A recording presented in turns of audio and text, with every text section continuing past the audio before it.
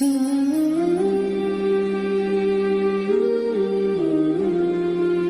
আল্লাহ, তুমি আমার রিজিক হালাল করে দাও, আমার সবকিছু দেখে রাখো, আমিন। ভাই আমাকে 1 কেজি আম দেন তো। ঠিক আছে ভাই, দিচ্ছি।